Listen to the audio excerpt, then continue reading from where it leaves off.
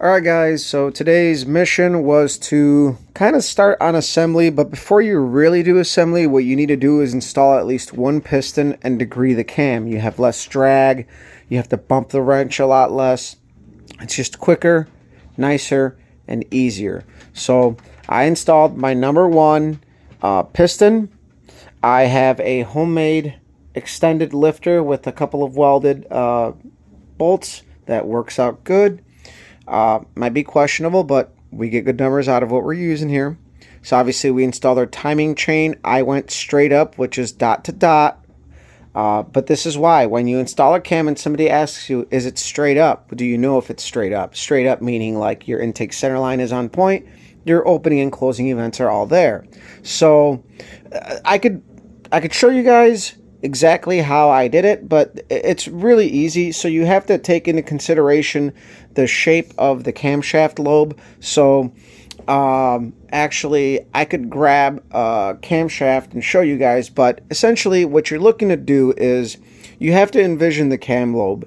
And when the valve, so let's say you got your dial indicator set to 0 on the heel of the cam, and you already did your true top dead center, which is you use a stop, and you have to do all that if you're not using like a bridge deck to 0, but there's a little bit of dwell up there. So you also have to worry about that dwell and figuring out how much of that piston dwell it's going to sit up there between the motion of the rod going one way and the other. So if that makes sense. But so what I did was I found true top dead center. So before I even start dicking around and getting all crazy, I'll set up the timing chain and the piston, and by feel, I'll feel that dwell. And then I'm going to go ahead and just set my degree wheel in place, set my pointer to 0, and then I will lower it down. So meaning turning the engine, I'll put my piston stop in there and see how close I was. And this time I was within a half a degree, so all I had to do was adjust my wheel a half a degree, or like a quarter of a degree, a little bit. It's not exact, but the bigger the wheel, the more accurate it's going to be. So with that being said, this camshaft spec'd out all right. Our center line is 109.5. So that means we're a half a degree advanced, and god damn it, and our intake opening sequence is about 12.5. Closing intake sequence is about, it comes up as 51, and then the exhaust closes dead on 15, and it opens up at like 57.5, 57ish. So the fact that we got a 109.5 center line, like we're close enough there within halves to not worry about anything. We know that if anything, I'd rather install the timing chain a little advanced than anything. But this is it. From here, we're gonna go ahead and get everything assembled in. I'm gonna go ahead and torque down the timing chain bolt. The one rod assembly, I just snugged it up because obviously we're not, I snugged it up good, but it needs to get torqued. But our camshaft is degreed and everything is good, and from here we're going to go ahead and finish our rotating assembly. I just figured I would drop that for you guys. Obviously I've cleaned up a little bit. I also got the 750 carburetor back together because I got tired of seeing it apart. It does need 2 Healy coils in it, so I have to Healy coil that as well. But this carburetor is kind of what we ran when we ran this engine, and like I said, this engine is kind of going to be its own combination.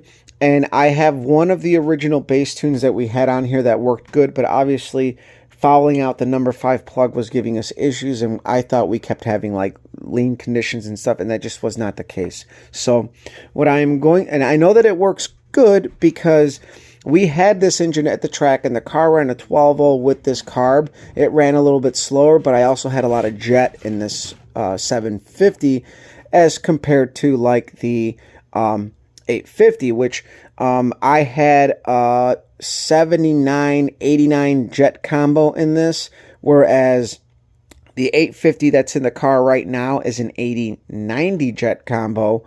Obviously, it's a bigger carburetor. It draws fuel a little bit differently. So on this, we went to a 74-84. We may have to go down a little bit or even up a little bit. But this is a good split between kind of, you know, again, just kind of a good base area to have it at. I have my paperwork for it elsewhere, but it's that, you know, we did run that at the track the first time out, and it ran a 12.0, and our best pass between this carburetor and the loaner carburetor, I believe, was like a tenth and a half.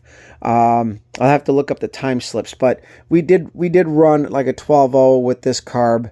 It wasn't too bad. I'll have to look at the time slips. Actually, I got them down here. I could look, but neither here nor there. It'll take some time, but I'll let you guys go. I'm going to start getting all these assemblies ready, getting our assembly lube on our bearings, coating the cylinder walls with oil. I don't like to coat the pistons with oil.